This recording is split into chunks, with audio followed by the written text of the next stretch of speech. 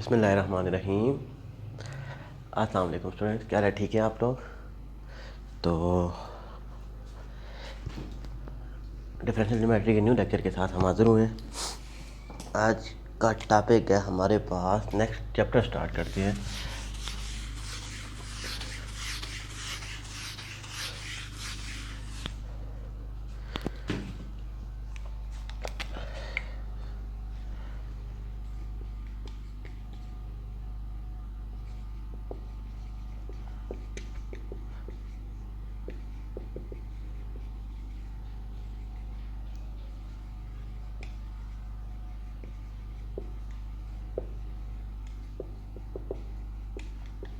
Curvilinear coordinate and fundamental magnitudes.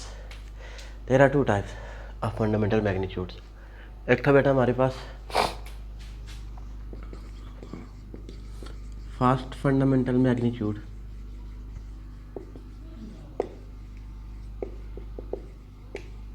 And second था बेटा हमारे पास सेकंड फंडामेंटल मैग्नीट्यूड।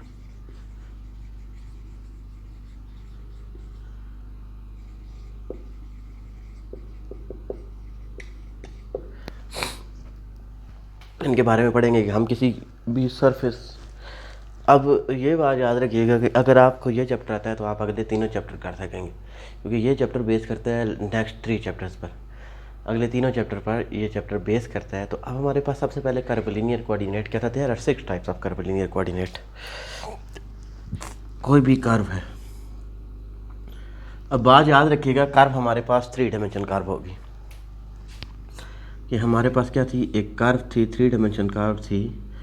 ये ओरिजिन था, ये हम क्या कहते थे कि एक पोजीशन वेक्टर हमने दे दिया था पॉइंट एक्स वाई जी पर, और हमारे पास एंगल था, एक थीटा एंगल था और एक हमारे पास फाई एंगल था। तो अब हम क्या कहते थे कि ये जो एंगल्स हैं, इनसे रिस्पेक्टेड हम पोजीशन वेक्टर की वैल्यूज फाइंड आउट करें तो उनको हम कर्वलिनियर कोऑर्डिनेट कहते थे। इन एंगल से रिस्पेक्टेड हमारे पास उनकी वैल्यूज फाइंड आउट करें पोजीशन वेक्टर की, तो उनको हम कर्वलिनियर कोऑर्डिनेट कहते थे। There are 6 types of curvilinear coordinate.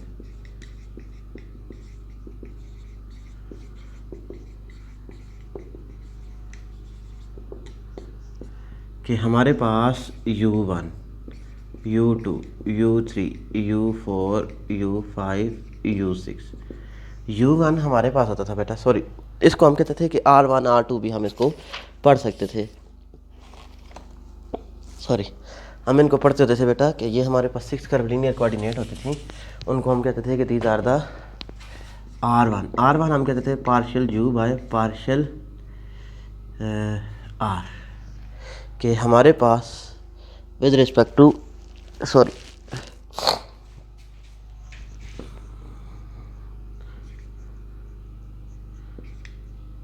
r2 which is equal to partial r by partial v। r3 हमारे पास होता था बेटा कि r3 which is equal to, हम कहते थे कि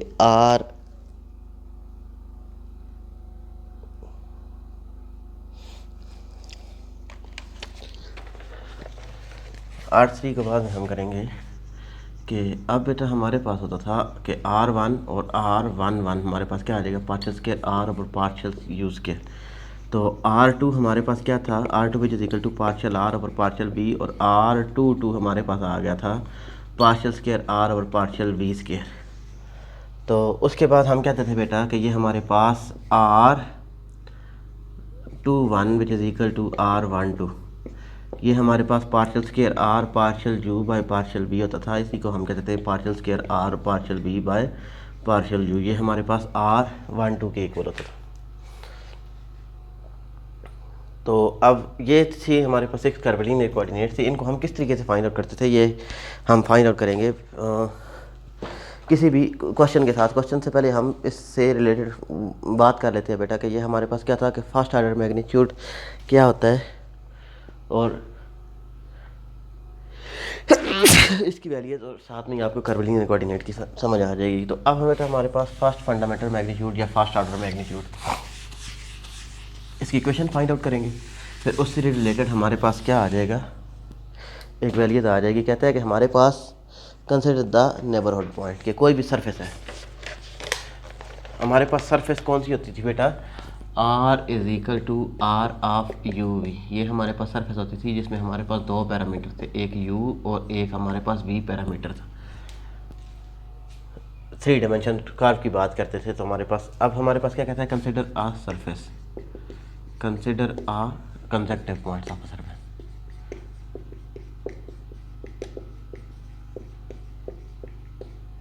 कर्व, एक कर्व के कंसेक्टिव पॉइंट से हमारे पास हम कोई भी पॉइंट ले लें बेटा, consider 2 consecutive points on a curve या सरफेस, जो हमारे पास सरफेस थी।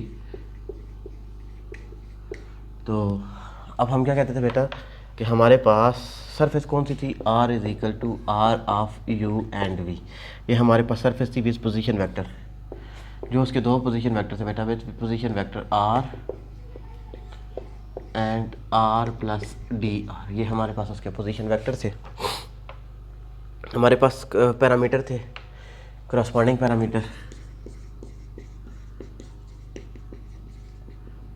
Corresponding parameter is U and V। ये दो हमारे पास करस्पॉन्डिंग पैरामीटर थे।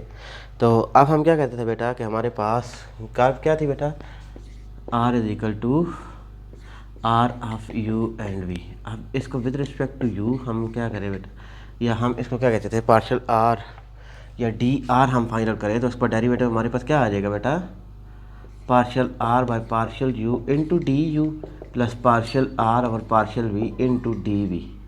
क्योंकि ये तो आप लोगों को पता होगा कि ये किस तरीके से, ये हमने चेन रूल लगा दिया था बेटा, क्योंकि दो पैरामीटर थे, दोनों को पैरामीटर के साथ हमने इसको डिफरेंशिएट कर दिया था। तो अभी मैंने आप लोगों को बताया था कि ये हमारे पास क्या आ जाएगा, DR which is equal to partial R by partial U किसकी इक्वल होता है, R1 DU plus R2 DV। तो हम क्या कर रहे थे बेटा कि ये हमारे पास एक सरफेस थी, उसके दो कंसेक्टिव पॉइंट थे। हमने क्या किया, ये दो पॉइंट थे A एंड B। ये हमारे पास इसका पोजीशन R था। तो डिस्टेंस हमारे पास क्या होता है बेटा, DR होता है, DR is equal to distance. अब हमारे पास इसको हम क्या कहते थे बेटा कि ये हमारे पास, ये तो पोजीशन वेक्टर DR गिवन था। तो DS हमने फाइंड आउट करना है बेटा, DS which is equal to हमारे पास DS इधर से क्या आ जाएगा बेटा, हमारे पास शॉर्टेस्ट डिस्टेंस था which is equal to DR का डिस्टेंस। तो DS स्क्वायर हमें चाहिए।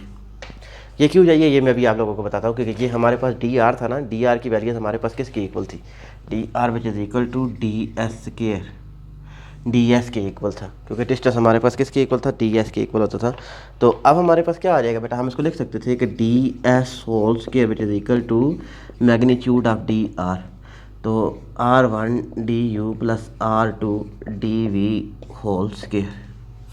तो इसी को ही हम लिख सकते थे बेटा, DS whole square which is equal to magnitude of DR whole square R1 DU plus R2 DV into R1 DU plus R2 DV हमारे पास आ गया था बेटा।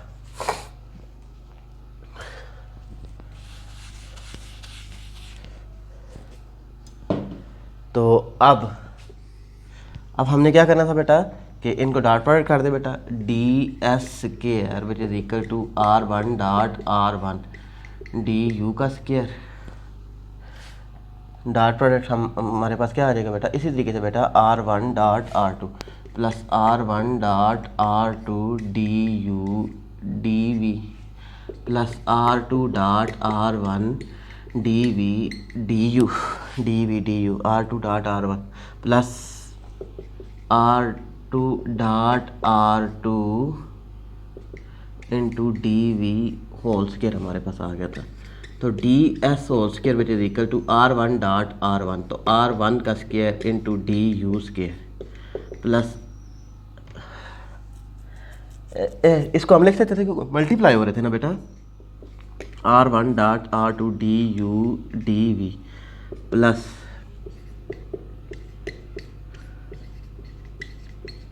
मल्टीप्लाई हो रहे थे, हम आगे पीछे करके लिख सकते हैं क्योंकि डॉट प्रोडक्ट था बेटा। अब हमारे पास क्या था कि R2 square into DV whole square. तो DS square which is equal to, हम इसको r1 ही लिखते हैं, r1² भी लिख सकते हैं, du² प्लस r, तो ये हमारे पास एक और एक कितना आ जाएगा 2 into r1.r2 du/dv plus r2.r2 dv whole square. तो अब हम अगर इसको इस फॉर्म में लिखते हैं ds whole square which is equal to e du² plus 2f du/dv plus हमारे पास क्या आ जाएगा g/dv²। तो बेटा हमने क्या चेंजिंग की थी, इधर r1 की और r1 की जगह r1.r1 को क्या हमने क्या दिया था, जस्ट नोटिफाई कर दिया था कि ये हमारे पास क्या है e है। r1.r2 को हमने क्या कह दिया था कि वो हमारे पास क्या है f है। और इसी तरीके से बेटा r2.r2 को हमने क्या कह दिया था कि वो हमारे पास क्या है g है। Now this is the equation of first order fundamental magnitude. ये हमारे पास इक्वेशन थी फर्स्ट फंडामेंटल मैग्नीट्यूड g/dv²।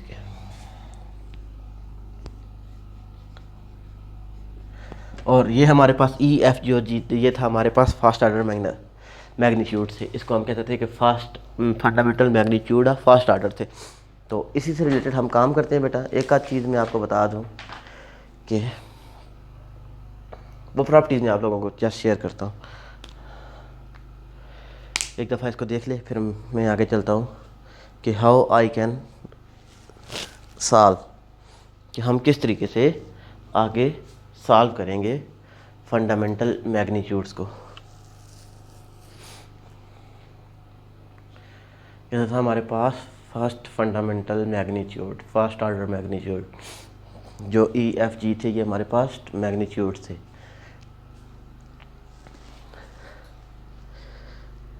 अब हम क्या करने जा रहे हैं जी, इसी से रिलेटेड एक आध प्रैक्टिकल एग्जांपल करते हैं।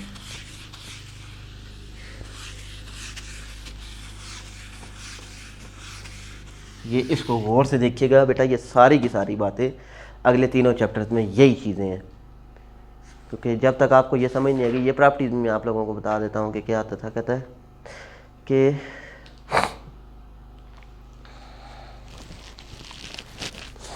अब फॉर अ सरफेस, एक सरफेस गिवन है बेटा हमारे पास, for a surface R is equal to, इसकी हमने दो चीज़ें फाइंड आउट करनी है। फॉर आ सरफेस, एक सरफेस कौन सी गिवन है बेटा, आर इज इक्वल टू हमारे पास एक सरफेस गिवन है यू काज वी, उसके बाद हमारे पास था यू साइन वी, और थर्ड थी हमारे पास एफ ऑफ यू, एक फंक्शन विद यू था। हमने क्या चीज़ फाइंड आउट करनी है, right the first fundamental form of first order. पहली बात कि right the first fundamental form of first order. और दूसरी बात हमने ये चीज़ शो करनी थी बेटा, हमारे पास क्या था, दूसरी बात थी हमारे पास show that the parametric orthogonal, show that the parametric curve are orthogonal.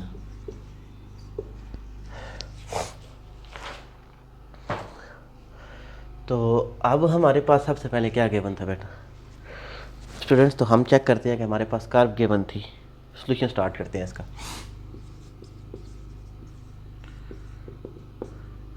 Curve given थी r is equal to u cos v u sine v f of u. ठीक हो गया बेटा। अब हमें फर्स्ट फंडामेंटल फॉर्म कौन सी थी, मैंने अभी बताया था कि d s square which is equal to e d you square plus 2f d u d v plus g d v square. ये हमने अभी प्रूव किया था। अब हमें क्या चाहिए बेटा, ई चाहिए। तो सबसे पहले ई हमारे पास किसके इक्वल होता है, r1.r1। अब हमारे पास r1 किसके इक्वल होता है बेटा, r1 is equal to partial r over partial u, जो हमारे पास पहला पैरामीटर था। तो अब हमारे पास R1 क्या आ जाएगा बेटा विद रिस्पेक्ट टू u, हम इसको करें तो R1 which is equal to cos v sin v और f prime of u function था, उसका डेरिवेटिव लेंगे तो f प्राइम ऑफ u हमारे पास आ गया था। अब हमें e के लिए क्या चाहिए बेटा R1 डॉट R1, तो हमारे पास क्या आ जाएगा cos v sin v f prime of u, तो इनका डॉट प्रोडक्ट कर लेने बेटा हमारे पास cos v sin v f prime of u। तो अब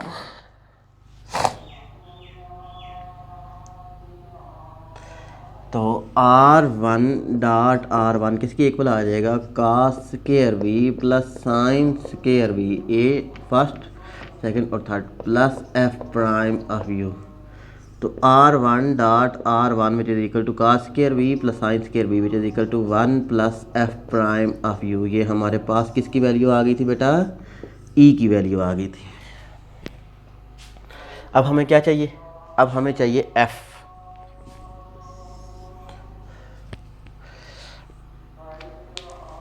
तो f की वैल्यू हमारे पास किस तरीके से आ जाएगी बेटा f is equal to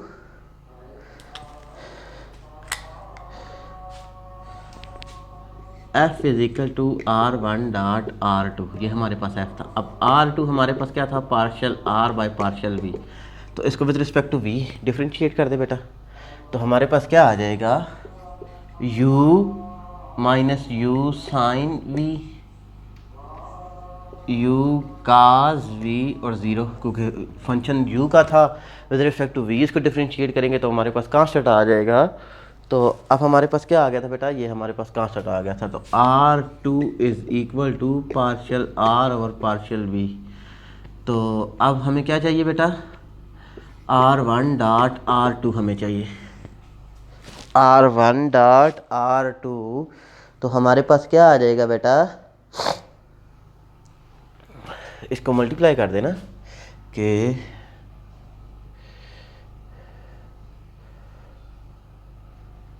R1 क्या था बेटा हमारे पास, R1 था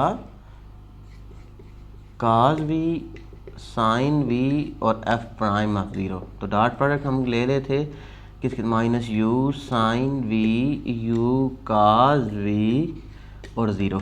तो R1 डॉट R2 हमारे पास क्या आ गया था बेटा, R1 हमारे पास आ गया था R1 डॉट R2, तो इसको इसके साथ मल्टीप्लाई कर दे minus u cos v sin v plus u cos v sin v plus zero. Dot product हमारे पास first element second element plus third element, तो R1 dot R2 which is equal to, ये आपस में सारे क्या हो जाएंगे कैंसिल आउट हो जाएंगे। तो f की वैल्यू हमारे पास क्या आ गई थी, f इज़ इक्वल टू 0। अब हमें क्या चाहिए बेटा इसको पुट आउट करने के लिए, g की वैल्यू चाहिए। तो g हमारे पास किसके इक्वल था, g is equal to R2 dot R2। तो R2 हमारे पास क्या आया था बेटा minus u sine v u cos v और zero into minus u sine v u cos v और हमारे पास ज़ीरो, तो u square sine square v plus u square cos square v plus zero. तो हमारे पास क्या आ जाएगा बेटा u square sine square v plus cos square v, तो u स्क्वायर दोनों में कामल था which is equal to u square. तो g की वैल्यू हमारे पास क्या आ गई थी बेटा, u स्क्वायर आ गया था।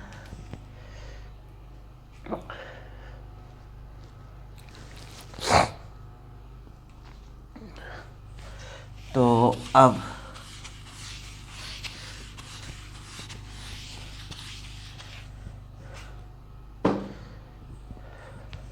फंडामेंटल फॉर्म में वैल्यूज पुट आउट कर दे बेटा, D S whole square which is equal to G, E हमारे पास क्या आया था 1 plus F prime of U into D you square, तो प्लस ये सारा ज़ीरो बन जाएगा क्योंकि एफ ज़ीरो आ गया था 2f d u d we, तो 2 into zero D u d v plus you square into D v square, क्योंकि जी की वैल्यू क्या आई थी यू स्क्वायर। तो D S whole square which is equal to 1 plus F prime of U into D you square plus you square D v square.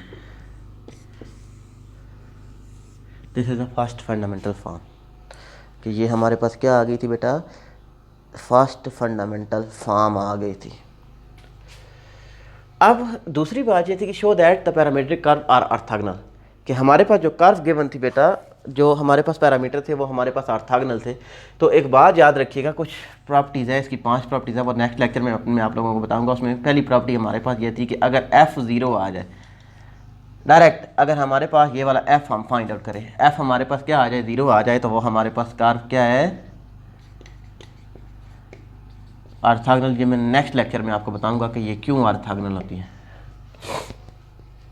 तो I think आप लोगों को curve fundamental magnitude, first fundamental magnitude और curvilinear coordinate की थोड़ी बहुत समझ आई होगी। ये जस्ट आप लोग खुद पढ़ेंगे, अपने नोट्स को भी देखें, तो आप लोगों को और भी ज़्यादा क्लियर हो जाएगा। तो I think this is enough for today lecture, क्योंकि नया टॉपिक था तो आज के लिए ये काफ़ी है।